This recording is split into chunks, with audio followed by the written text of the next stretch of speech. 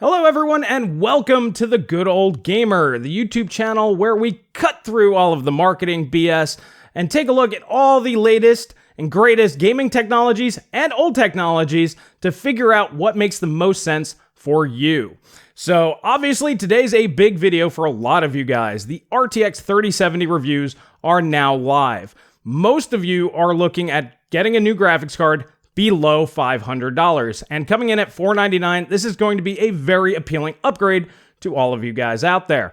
So there's a little caveat here. RTX 3070 is looking good, and we're going to take a look at some of the numbers here in just a minute.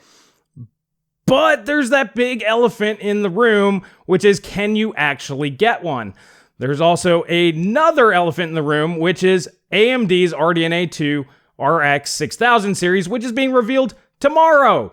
And on that note, tomorrow I will be doing a live stream event with my buddy Celso from Cortex tomorrow morning. So that will be starting at 11:30 Eastern Standard Time or 4:30 GMT. So if you guys are not subscribed to the channel already, please do so. And that event is already scheduled, so you can set a reminder to check that out.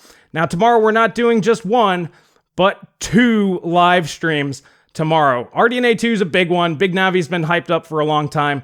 So I want to do a second After Dark, After Hours live stream. So many of you guys, after you get off of work, you can go ahead, grab a beer, and then we can talk about the Big Navi reveal. After the dust settles a little bit, I think we'll have some cooler heads and just hang on out and have a chat about that. So that will be starting tomorrow at 8 p.m. Eastern Standard Time or 1 a.m. GMT. So I look forward to seeing you guys at both events. So once again, if you're not subscribed, please do so. So this way you get notifications when I go live tomorrow.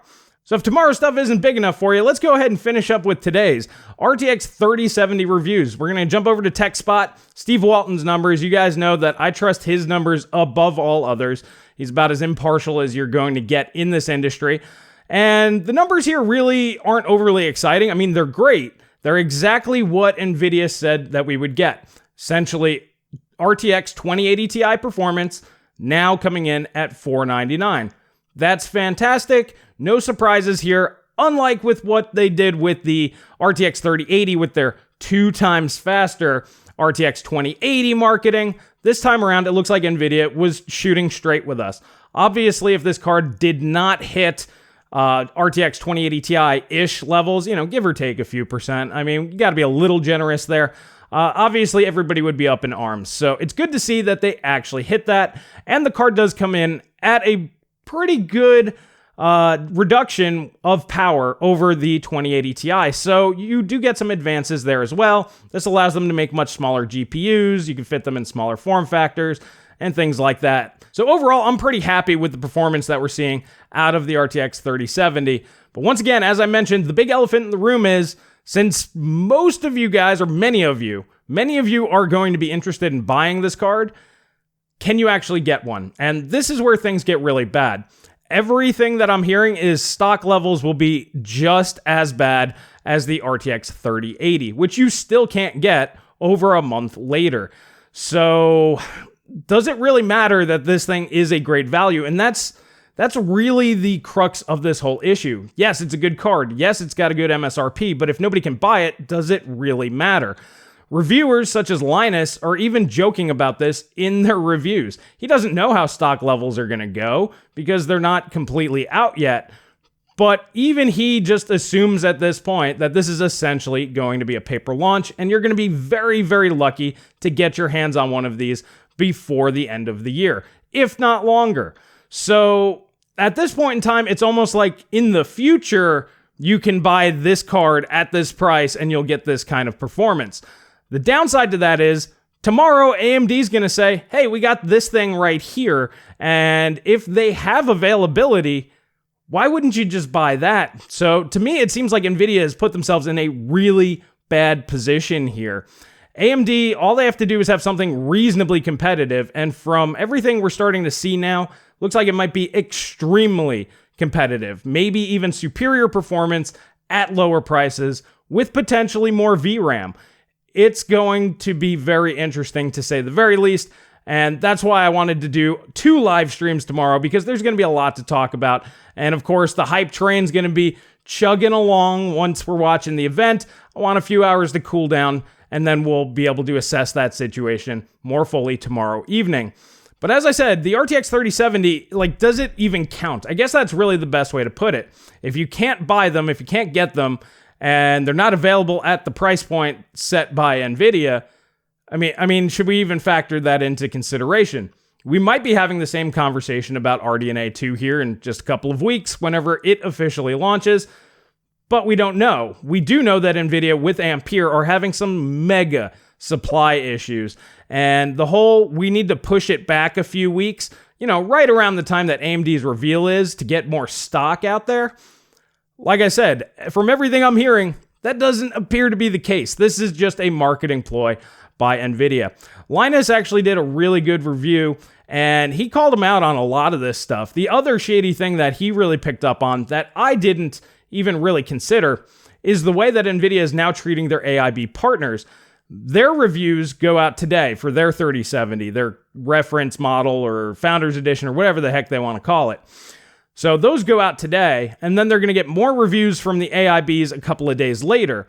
However, you could buy the reference model or Founders model today. So basically, they're going to sell out all their inventory first, and then let the AIB partners basically fend for themselves a few days later. So NVIDIA is acting very strange this time around, almost way overconfident, or they're just trying to maximize profits. It's really difficult for me to tell here. I'm actually surprised that they didn't just wait until the 29th, see what AMD has officially out there, because I actually expected the RTX 3070 to possibly go down in price. For example, if AMD has a card that's, let's say, 5% faster, it's got 16 gigabytes of RAM, they have comparable feature sets, that's a whole bigger conversation, which we talk about a lot in the Techonomics podcast. If you guys did not see that, that went live here today. Links are in the description below. I actually have Connor from Graphically Challenged joining me on that podcast, so make sure you check that out as well, because features are going to be a big thing. So assuming AMD has comparable features, 5% faster, double the memory, and let's say it's even the same price, NVIDIA is going to look really bad, and they're going to need to adjust. So I would almost think that it's possible that on the 29th, when the AIB reviews go live, there may actually be a price reduction. So this whole situation to me seems a little strange, a little haphazard, and NVIDIA seems to be projecting confidence when there's literally no reason for them to do so right now due to their supreme supply shortages. Now, if these 3080s and 3070s were on the shelves everywhere, then they could project all the confidence that they want because the market's satisfied. You guys who want one could get one. But right now, their competitors about to threaten them with supply that they don't have to meet their demand.